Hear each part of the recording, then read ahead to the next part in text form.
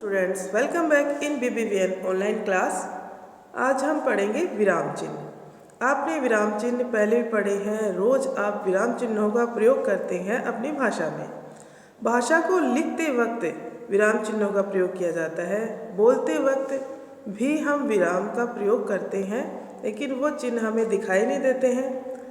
और वही भाषा जब हम लिखते हैं उस वक्त हमें वह ठहराव, वो रुकाव, वो विराम दिखाने के लिए चिन्हों का प्रयोग करना पड़ता है, जिससे हमें यह पता चले कि यहाँ पर वाक्य किस तरह से बनाया गया है।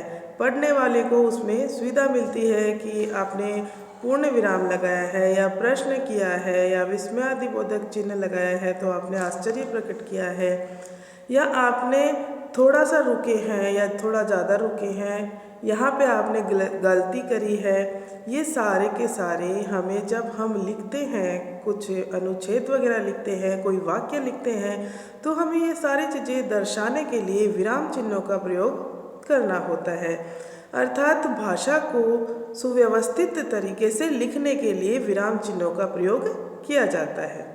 ओके स्टूडेंट्स, आपने पहले विराम चिन्ह पढ़े हैं और हर बार जब भी हम भाषा लिखना सीखते हैं, जब हम वाक्य बनाना सीखते हैं, जब हम अनुच्छेद लिखना सीखते हैं, तो हमें विराम चिन्हों का प्रयोग करना आना ही चाहिए।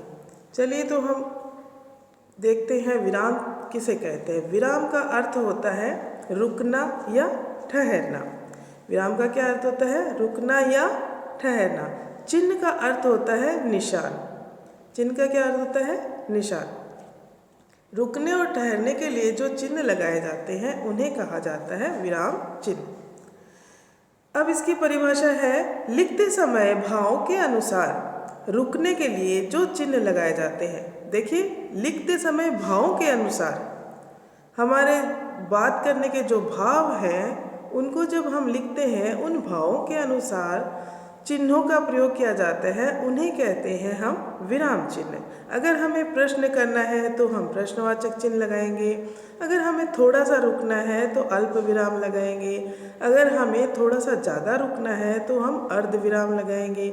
और वाक्य अगर पूरा हो चुका है तो हम क्या लगाएंगे? पूर्ण विराम लगाएंगे। इसी तरह से हमने अगर वाक्य लिखते वक्त कोई त्रुटि कर दी है, कोई गलती कर दी है, तो वहाँ पे हम लगाएंगे त्रुटि चिन्ह। इस तरह से विराम चिन्हों का प्रयोग करते हैं। अर्थात लिखते समय भाव के अनुसार रुकने के लिए जो चिन्ह लगाए जाते हैं उन्हें हम कहते हैं विराम चिन्ह। ओके, अब देखिए, जैसे ये वाक्य है यहाँ पे, ये बहुत ही सर्वसाधारण वाक्य है, इसी से हम विराम चिन्हों को समझते हैं हमेशा। वाक्य है, उसे रोको मत जाने दो। दोनों वाक्य आप पढ़िए, दोनों वाक्य सेम है, बिल्कुल सेम है वाक्य। सिर्फ विराम चिन्ह लगने से वाक्य का अर्थ पूरा का पूरा बदल रहा है। ये जो चिन्ह ब्लू कलर से लगाया हुआ है, ये कौन सा चिन्ह है? अल्प विराम। यह है अल्प विराम। यहाँ पे देखिए, उसे रोको, अल्प विराम, मत जाने दो। यहाँ पे इस वाक्य में नहीं जाने देना है। इसका अर्थ है कि उसे जाने नहीं देना है। रोकने के लिए कहा गया है इस वाक्य में, उसे रोको मत जाने दो। देखिए, थोड़ा सा रुके हम, उसे रोको मत जाने दो। यहाँ पे थोड़ा सा रुके, यहाँ पे इस वाक्य में इसका अर्थ यह निकल रहा है कि रोकना है, जाने वाले को रोकना है, जाने नहीं देना है। अब नीचे वाला वाक्य भी सेम लिखा हुआ है, उसे रोको मत जाने दो। उसे रोको मत अल्प विराम जाने दो। अर्थात उसे रोकना नहीं है, जाने देना है।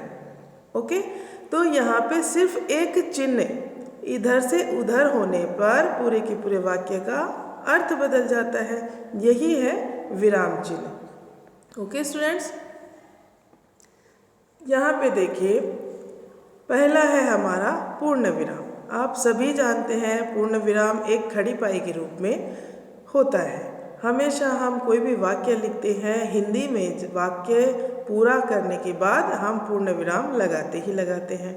ये अलग बात है कि बच्चे नहीं लगाते हैं, कई बार भूल जाते हैं, तो हमेशा टीचर टोकती है उनको कि बेटा पूर्ण विराम तो नहीं लगाया। जिस तरह से आप अंग्रेजी के अंदर फुल स्टॉप लगाते हो, और वहाँ पे फुल स्टॉप का अर्थ होता है कि आपका जो वाक्य है वो पूरा हो चुका। और इसी तरह से हिंदी के अंदर भी आपको वाक्य को पूरा दिखाने के लिए पूर्ण विराम का प्रयोग करते हैं। पूर्ण यानी पूरा, विराम यानी रुकना। अब आपको पूरी तरह से रुकना है, अर्थात आपका वाक्य पूरा हो चुका। जैसे यहाँ पे वाक्य लिखा हुआ है, राम एक अच्छा लड़का है। ठीक है, पूर्ण विराम आ गया। उसी तरह से दूसरा वाक्य है, वह कक्षा 5वीं में पढ़ता है। ठीक है, तो आपको पूर्ण विराम का प्रयोग अच्छे से करना आता ही है और इसको आप बिल्कुल ध्यान से देखेंगे। हमेशा वाक्य पूरा होने के बाद पूर्ण विराम जरूर लगाएंगे। ओके, नेक्स्ट आपका है प्रश्नवाचक चिन्ह। आप लोग जानते हैं प्रश्नवाचक चिन्ह कहाँ लगाया जाता है। जब हम वाक्य के अंदर प्रश्न करते हैं तब हम प्रश्नवाचक चिन्ह का प्रयोग करते हैं। वाक्य में प्रश्न कौन, क्या, कहाँ, किसको, इस तरह के प्रश्न करते वक्त हम पूर्ण विराम की जगह किसका प्रयोग करते हैं? प्रश्नवाचक चिन्ह का। जब वाक्य पूरा हो जाता है तो पूर्ण विराम की जगह प्रश्नवाचक चिन्ह का प्रयोग करते हैं। प्रश्नवाचक चिन्ह का सिंबल आपको दिखाई दे रहा है और इस वाक्य देखिए, क्या तुम सच बोल रहे हो। यहाँ पे प्रश्न किया गया है, क्या तुम सच बोल रहे हो, तो यहाँ पे आ गया प्रश्नवाचक चिन्ह। दूसरा वाक्य है, तुम घर कैसे पहुँचे। यहाँ पे भी प्रश्न किया गया है, क्या और कैसे, किसको, किसने, किसी भी तरीके से आप प्रश्न करेंगे तो वहाँ पे आपको प्रश्नवाचक चिन्ह ही लगाना पड़ेगा। ओके स्टूडेंट्स, नेक्स्ट है अल्प विराम। जो अल्प विराम हमने स्टार्टिंग में देखे थे, रोको मत जाने दो, वही अल्प विराम है। यही अल्प विराम का मतलब होता है बहुत कम रुकना। अल्प विराम हम बहुत कम रुकने के लिए प्रयोग करते हैं। अल्प विराम हम तब भी प्रयोग करते हैं जब वाक्य में बहुत सी एक जैसी चीज़ों को दर्शाना हो, बहुत सी चीज़ों के नाम हमें लिखने हो, तब हम अल्प विराम का प्रयोग करते हैं। यानी कि बहुत ही कम रुकने के लिए अल्प विराम का प्रयोग किया जाता है। जैसे वाक्य है यहाँ पे, गाय के दूध से दही, घी, मक्खन, पनीर, मिठाई इत्यादि बनाई जाती है। लास्ट में अंतिम हमने लगा दिया है पूर्ण विराम। अब देखिए, मैंने इसको ऐसे पढ़ा, अब मैं दूसरी तरीके से पढ़ के बताती हूँ आपको। गाय के दूध से दही, घी, मक्खन, पनीर, मिठाई इत्यादि बनाई जाती है। वाक्य को पढ़ते वक्त मैंने विराम का प्रयोग नहीं किया है तो अच्छा नहीं लग रहा है। अब हम इस वाक्य को ऐसे पढ़ेंगे, गाय के दूध से दही, घी, मक्खन, पनीर, मिठाई इत्यादि बनाई जाती है। ओके स्टूडेंट्स, तो आपको यहाँ पे चिन्ह लगाए हुए हैं, इसलिए मुझे पता है कि यहाँ पे थोड़ा रुकना है। हमें चिन्हों का ज्ञान है कि ये चिन्ह अल्प विराम है और यहाँ पे अगर ये चिन्ह का प्रयोग हुआ है तो हमें थोड़ा सा रुकना है। प्रश्नवाचक चिन्ह लगा है तो हमें भाषा हमारी प्रश्न के हिसाब से पूछनी है या उसी हिसाब से बोलनी है। पूर्ण विराम लगा है तो हमें उसी हिसाब से, तो हमें विराम चिन्हों से भाषा को पढ़ने का भी अच्छा ज्ञान होता है। नेक्स्ट है हमारा अर्धविराम। अर्धविराम हम दो वाक्यों के बीच में लगाते हैं। अधिकतर अर्धविराम कहाँ लगाए जाते हैं? दो वाक्यों के बीच में। जैसे मैंने पढ़ाने की कोशिश की पर वो नहीं पढ़ा।